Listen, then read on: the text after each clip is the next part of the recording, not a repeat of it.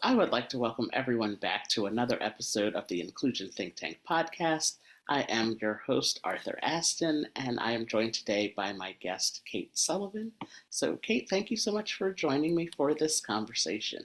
Thank you for having me. Yes. So, I start all the conversations by asking my guests to introduce themselves.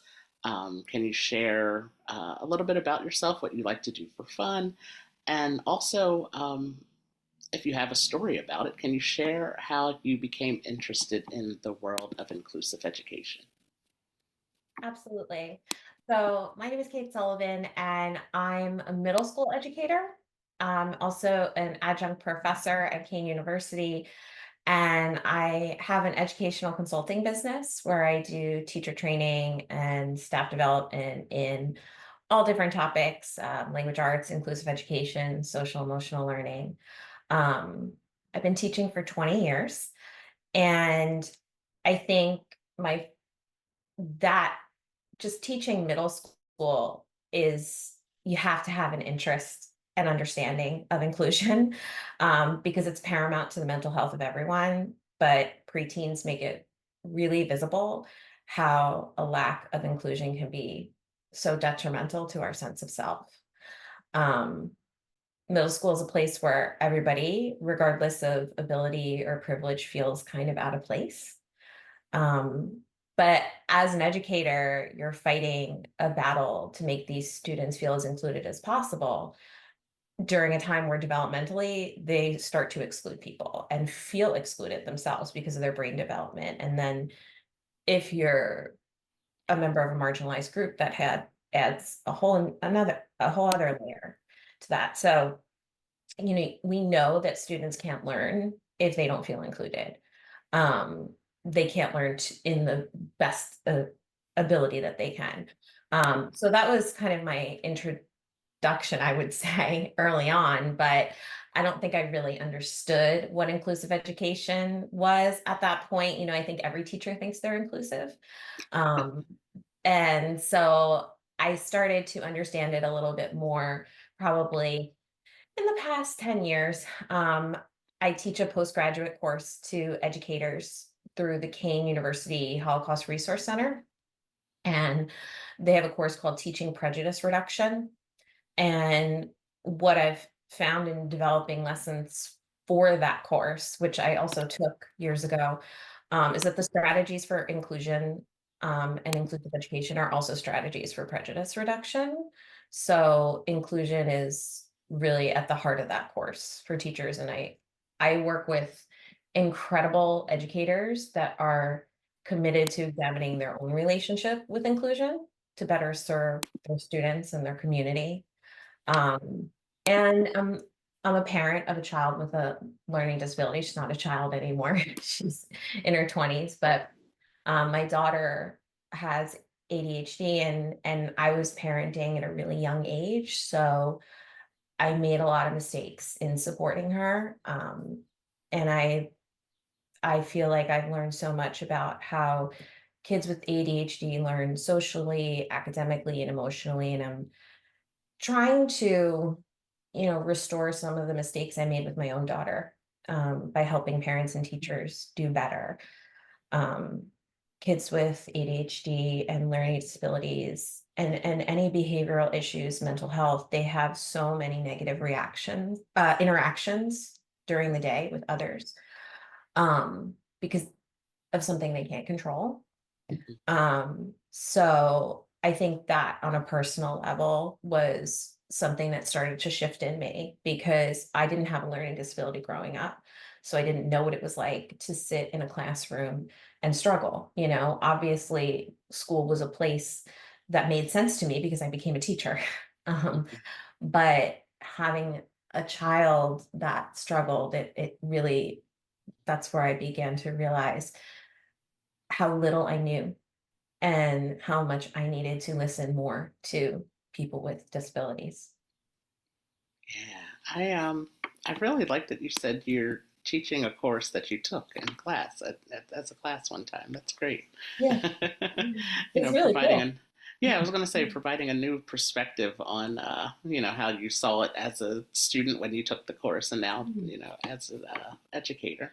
That's yeah. awesome. And your own experience of with your daughter and how that shapes the way that you teach, and the way that you're, like you said, you're helping others now as parents and students to help them better have a better grasp on inclusion and learning. That's really really important. How I was sharing with you myself how growing up with a disability, the things that I experienced, and now that I'm able to work in a few fields that relate to disabilities and helping the disability community, that's really what I've always saw myself doing. It was I majored in psychology, so I wanted to do it in that way. But I took this shift, and now I'm just like, this is what I'm supposed to be doing. Like, I love Oh, this. Yeah. yeah. Yeah. So it's great how our stories and our own personal experiences can often shape the way that we, do things in life later on in life. So that's pretty cool. Absolutely. Yeah. Absolutely. So can you share with us how you define inclusive education, and what does inclusive education mean to you? Yeah. I mean, I'll do my best. Yes. I think it's on the one hand, it's something really simple to define, but it's also really complicated. I think inclusive education is a practice that we need to work towards every day as educators. Because classroom teachers, especially, are bound by an educational system that still has a lot of barriers to inclusion. And every day, teachers have to find ways to remove or climb over or sneak around those barriers. So it's hard to give a physical and visual definition of inclusive education because it means so many different things to different people. Like someone might see a bunch of students in small group instruction and say, oh, that's inclusive, just by looking at it. But if you aren't explicitly teaching students the social skills and the emotional intelligence to engage with people of all backgrounds and abilities and personalities, or if you're grouping people by the measure of their ability, is that really an inclusive environment? So it gets complicated in that way. Like, yes, there are physical and practical strategies that we can do, but we also need to think, are these strategies working? Are they working for the kids in front of us? Um, and I would say, you know, as I said earlier, I've always thought of myself as an inclusive person, but I realize, I think, in the past 10 years, 5 years even, that it's not about how we feel, it's about what we do. Um, so I started to think about what I do and don't do to support inclusion. And it's really hard because you reflect on the mistakes you made, as a teacher, as a parent. And I think that's why a lot of people don't get past that part, because you have to own some of the ways in which you didn't do things well. Um, and no, like I said before, no educator wants to think that they're not being inclusive, because there's so much love in education and a lot of passion for what they do. But you when you know better, you do better. As Dr. Maya Angelou said, you do the best you can until you know better. And so I'm trying to that's been kind of my evolution. How do I do better? And a lot of that is a lot of listening, you know, Hmm. and reading and listening, to my students, to people with different kinds of disabilities, to people from marginalized groups, and exposing myself to that knowledge that I really didn't get as a student, you know. And there's a lot of reasons for that. We talk about how public schools have a long history of being exclusive. Um, but I would say that one thing that I've realized with inclusive education is the strategies that I use for my students with disabilities, um, typically benefit all my students. So it's just because someone doesn't have a diagnosed disability, it doesn't mean that they're not going to benefit from an educational environment that's inclusive. In fact, it benefits all students, regardless of their background, their privilege, their ability. And so I think some people might feel like, well, I'm I might be lowering the bar academically or making these assignments easier, but it's not about that. It's about making things more accessible. And we all benefit from that. And then going that step further, when we go from accessibility to inclusion, that gets to like the heart of our humanity. What does that mean to truly include everyone and make everyone, give a comfortable environment for everyone? So, Yeah. I it's hard to define the concrete strategies. I try Hmm. to, but um, it's something that I think deeply a lot about. Yeah. The accessibility, I think that's and making it better for everybody. Like you said, all of your students benefit from the way that you make the classes inclusive, and I think that's the big that's a big message to put out there, that we all benefit from inclusion and accessibility. And I always, because I have a physical disability, I always use the example of a ramp. Everybody can use a ramp. That's Yes. accessibility, but everybody can use a ramp. Yeah. Whether you're in a wheelchair or not, you can use a Yep. ramp, but not everybody can use a set of stairs.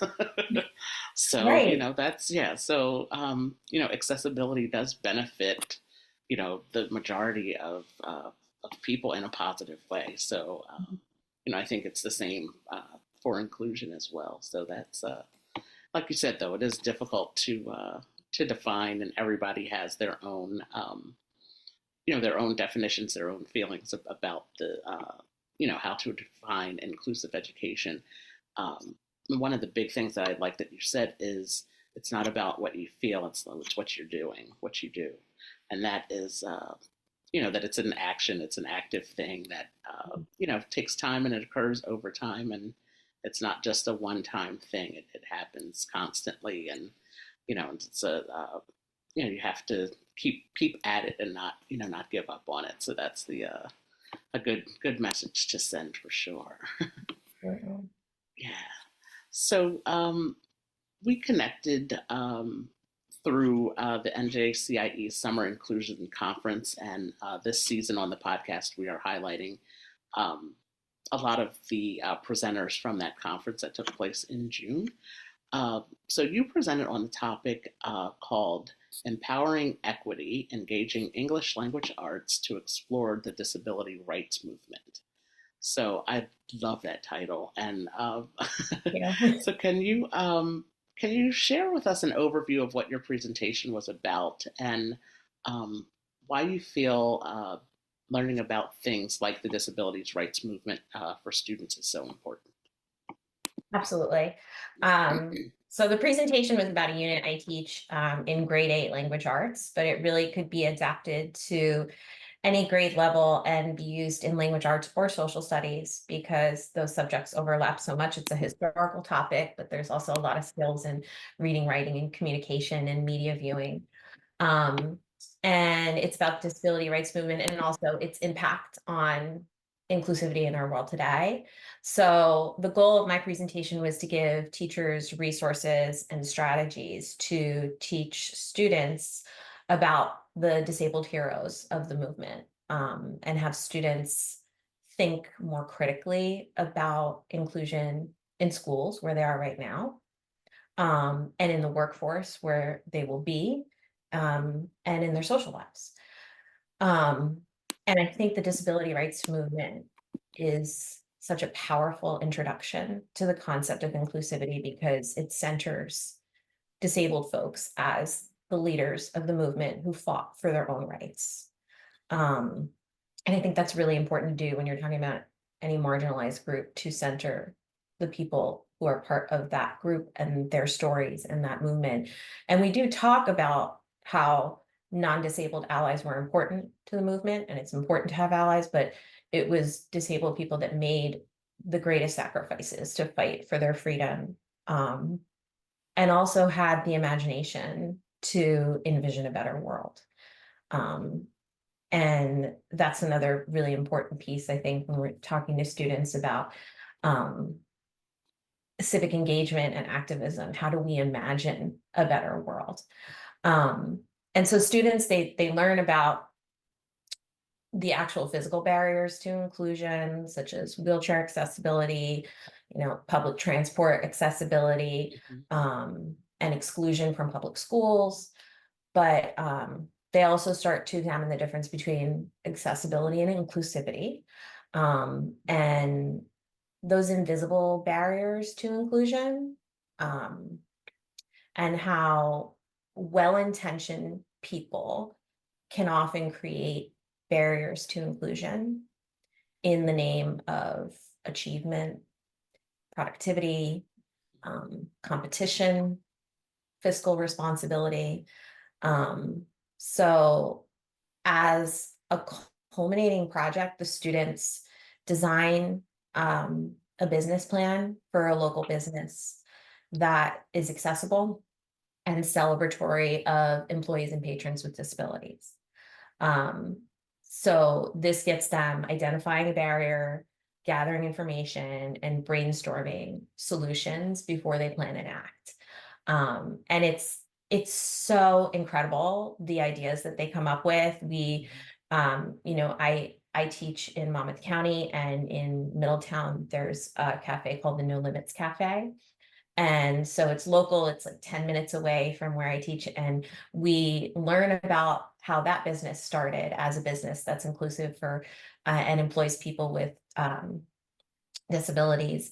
And, we think about in our area what other businesses, and it turns out it's all of them. There's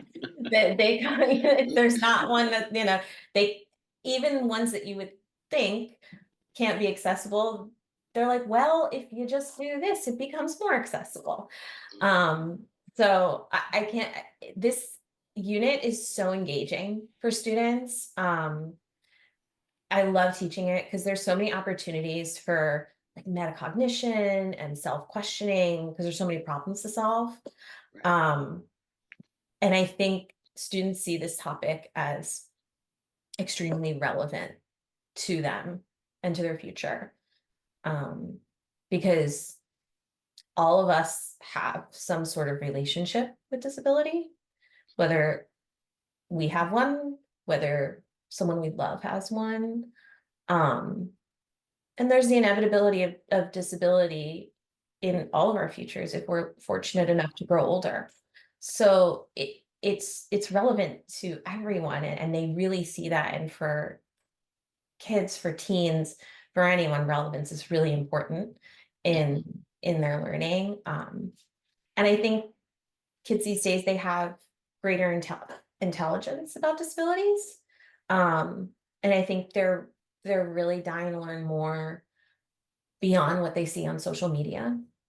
Um, I think we really underestimate the social intelligence of this generation when it comes to inclusivity, but they're lacking the background knowledge and the history in how that change actually happens.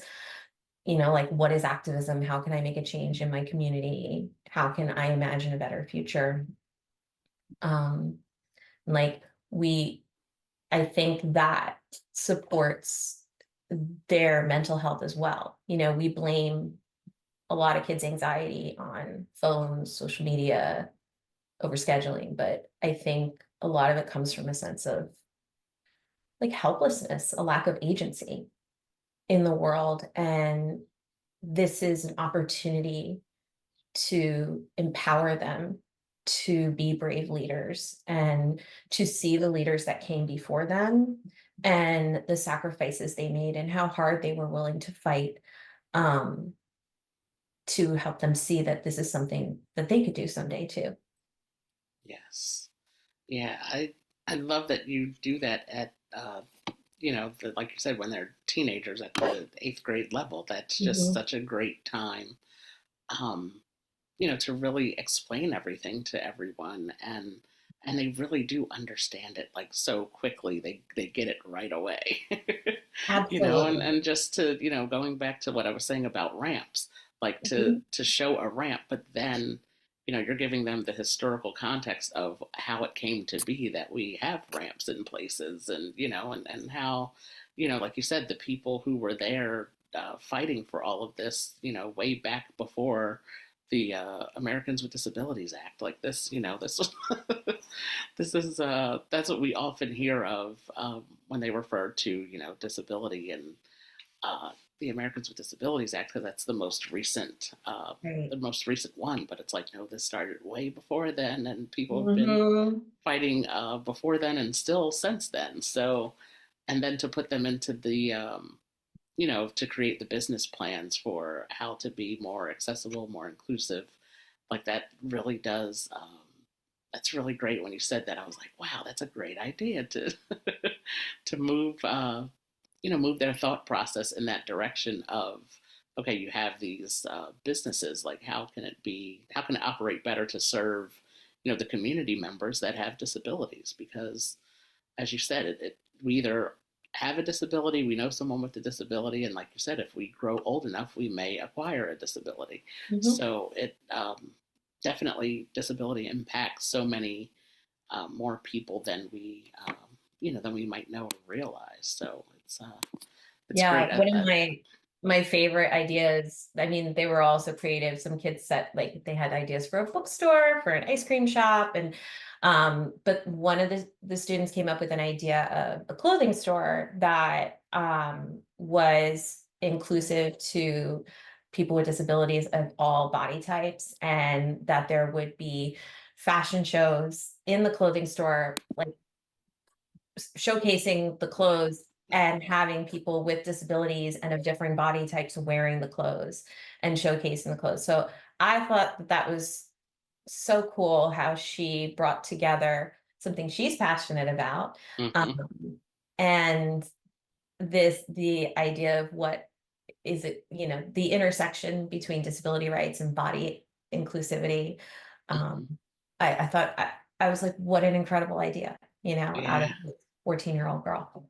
right. And that's so true, because it's, how disability impacts different people. It's, a lot of times you may not think about how it might be difficult, for example, to button a shirt for someone Right. who, is an amputee or something, has some other type of disability where their fingers don't, work as well. They don't have strength in their fingers per se, and so like you said, to take something that you're passionate about, design, fashion design, and clothing, and say like, okay, well, let's make this accessible and Mhm. inclusive for everybody. So that's really great. Um, I love working with children in that way, to see their creativity, and just how you give them, a simple task, an idea to say like create a business plan, and they just go with it and come up with something, So cool. something so great like that. That's really awesome. Yeah. It's Wow. the best part of teaching, is Yeah. to see what they can teach you. Yes. Oh, yes. That's really good. I like that. Oh, wow. So can you give an example or two of some strategies that can be used in language arts or social studies? As you said, they can be very closely related, those two subject areas. Mhm. Can you give one or two strategies that can be used in those classrooms, and how these strategies can empower students to advocate for equity? Yeah, I think, just starting with the project I was talking about, project-based learning and giving students choice is um, a really great practice in teaching to begin with, and it lends itself to inclusivity, because you are opening up the assignment for students to um, use their strengths to be successful. Um, I think representation is really important in both subjects, in the curriculum of activists, marginalized groups, minorities, people who have been silenced throughout history. Um, and I think, when I was younger, I learned nothing about the disability rights movement, and part of it was because some of it hadn't happened yet, but it had been happening since before I was born. And it was, so intersectional with the civil rights movement. So it's kind of strange that I learned, about the civil rights movement, but I didn't learn about the disability rights movement. They were happening at the same time with the same people Right. working together. Right. Um, so I think that's something that we always have to work towards as English teachers, as social studies teachers, because when the more that we hear stories from all different kinds of people, the more we build our understanding of humanity and our empathy. Um, and I think both subjects are about deep thinking and effective communication. Um, but I think to make these subjects inclusive, we we also do a lot of teaching, or should do a lot of teaching, about character and humanity. When we discuss these subjects, what do we value as a society? What are our personal values?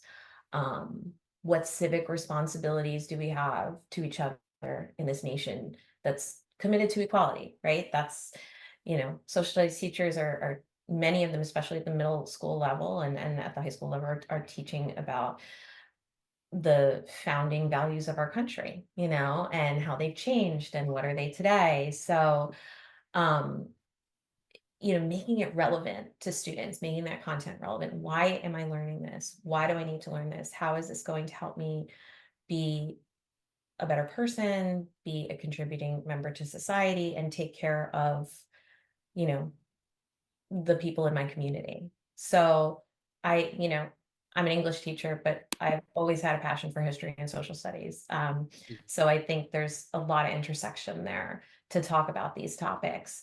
Um, and I think that's kind of our first step in making a more inclusive curriculum. And then we need to look at our assignments and how we achieve standards that we have to meet and achieve, and how we can do that in a way that's more inclusive and accessible. And it's difficult because you want to have high expectations, you have standards to meet, but you also need to realize that everyone's going to come to that in a different way. Right. And so that is, I think that's something that teachers need a lot of support on, ongoing support. Because what works with one student, next year you're going to have a totally different experience. So I think that's the other piece too, is how do we get our students to meet the standards in the way that is most accessible to them and focuses on their strengths. Yeah, that was great. And I'd like everybody will get there. They just get there in different Yeah. in different ways, and that's that can be the fun of figuring that out, and just giving you as educators ways to keep it fresh for you, and to create new and fresh ideas. That's really really cool. I like that everybody will get there, but they just take a different path Mhm. sometimes. And and as educators, that's the task to figure that out. What's the best way to get everybody there, and the majority of everybody there in such a Yeah. way. Yeah. And I think too, like we try too hard to do that on our own. And I Hmm. think, we need to lean on each other, and we also need to listen to our students a little bit more, like, and involve them more in Yes. how they get there. Because we're taking the onus completely on ourselves, like, I have to figure this out. I have to, and that's not how the best decisions get made. Right. So Yes, and I think that actually leads right into our next question, mhm. which is, do you have any advice about inclusion that you can offer to educators and those in school leadership positions? Yeah, I mean, just branching off this idea of like support and guidance. I think it's so important that educators and school leaders and stakeholders, board members, parents, have ongoing guidance and education on how to make their curriculum, instruction, and assessment more inclusive. Um, there can be a lot of tension between stakeholders, parents, teachers, child study team over a child's education. And sometimes that turns into a battle of ideals rather than this concerted effort to figure out what this child needs to receive an equitable education. Um, we know that inclusion works, but as I mentioned earlier, there's a lot of teachers that don't understand how it works or see it done effectively in action. And I know I said this before, but I think we need to include more disabilities, more people with disabilities, more marginalized people in these decisions. You know, how many child study teams have teachers and parents sat there where no one in the room has a disability? Um, and that's not going to change until the profession of teaching becomes more inclusive to people with disabilities and to marginalized groups, minorities. And that's something that I've become interested in researching and how to solve is how do we get a more diverse workforce in our public schools? Because if we're making decisions about what benefits um, these children, we need to be making decisions based on people who have experienced what they're experiencing. Um, and then I think it's important to remember too that the values of a school or community can sometimes inadvertently create barriers to inclusion. I think if a community values like achievement, success, and competition, which are not bad things, but sometimes the importance of inclusion takes a backseat to being the best, being this number one, right? And we talk about this in my class when it comes to sports. Um, in the documentary Crip Camp, which I watch excerpts of that with my students. Fantastic, fantastic documentary, incredible introduction to the disability rights movement. And there's this scene where disabled people are playing wiffle ball. And actually, the team is a mix of people with and without disabilities, young people. And one player with a physical disability um, hits the ball and he's running really slowly to first base in the best way that he can. And he's got this huge smile on his face, and everyone else has a big smile on their face. And then another player is a wheelchair user. And instead of running, two of his teammates get on the ground with him and they link arms and they help him crawl to the base. And I asked the students, so what are the values of sports that you see here?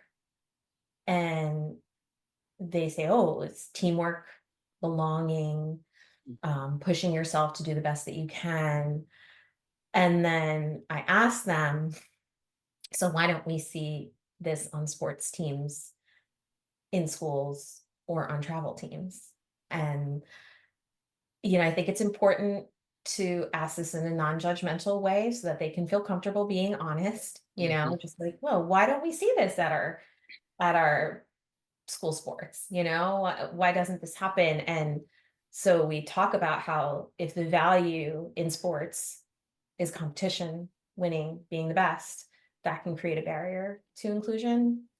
And that's an uncomfortable thought for a lot of people. Hmm. But I think it's a really important one because school sports are at the heart of so many um, issues with inclusion, not just for disability, but with gender.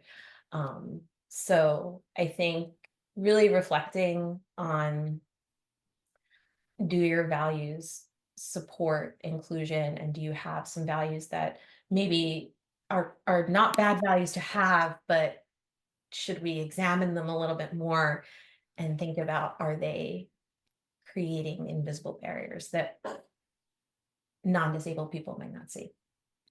Yes, that was a great analogy using the Crip Camp. That I love that documentary. It was really good. but using that to explain and ask the question of your students about, school sports and travel sports, like that's a really, and like you said, the competition part of it can, blur the lines of, a lot of things. And, uh, just making, I love the challenging of the, critical thinking, I guess you could Mhm. call it, making them think in a different kind of way and bringing up different topics that all relate to each other, through the movie Crip Camp, but then relating it to them playing sports in their Mhm. own lives in school or in their local, township teams. That's really really awesome. And that's not going to be like effective challenging them, asking these tough questions. It's not going to be effective unless you create an inclusive environment, Right. and that's this piece of like creating safe spaces and places where people can express all. That's where you're going to get kids to really think and open up and challenge, the ideas that they just, you know think there's nothing to think about there. So Right. it's all kind of connected. Yes.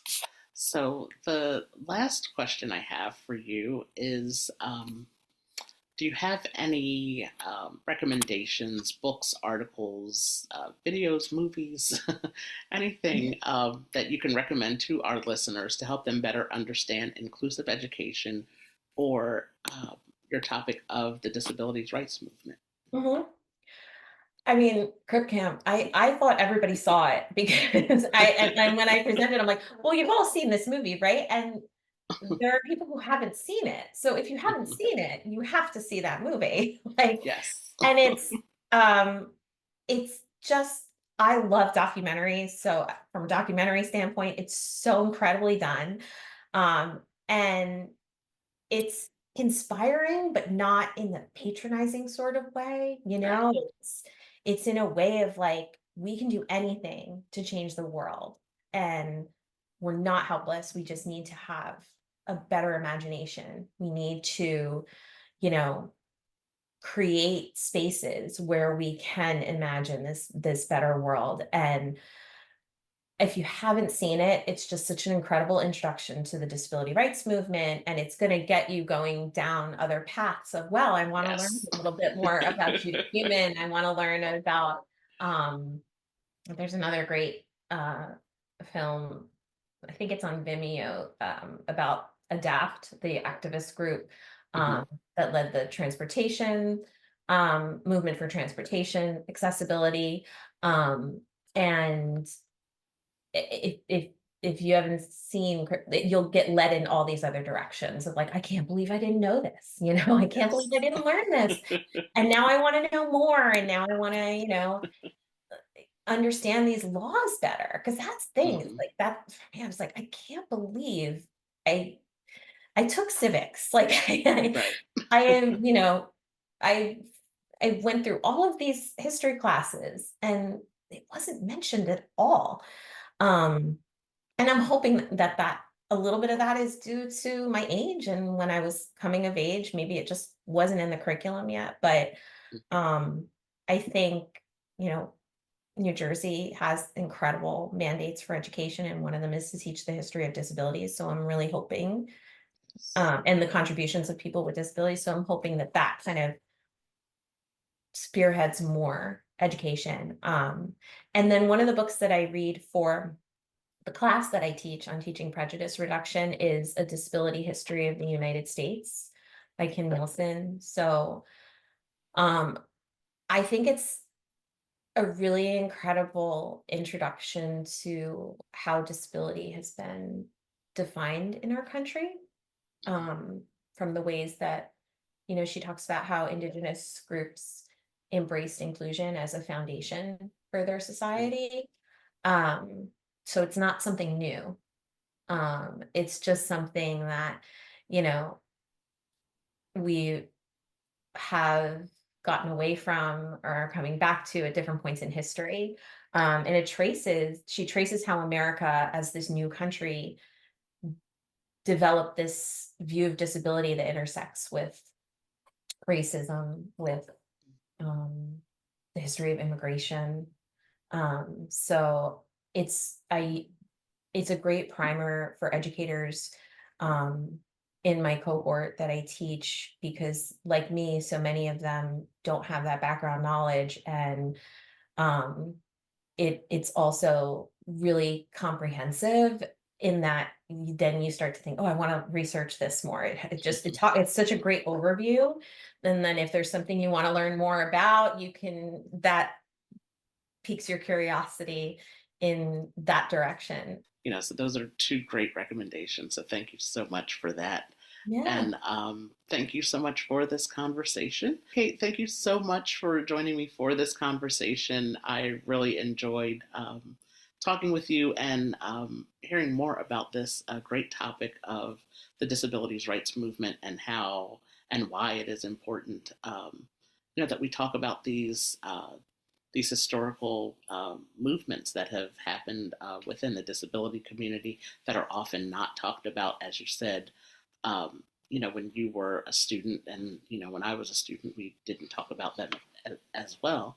Mhm. So I'm glad that you are there in your school district talking about these topics and making your students aware of what has occurred within the disability community throughout the year. So thank you again for this conversation, and Thanks for having I will me. be I in really touch. enjoyed it. Yes, yes, you're welcome, and I will be in touch. Yeah.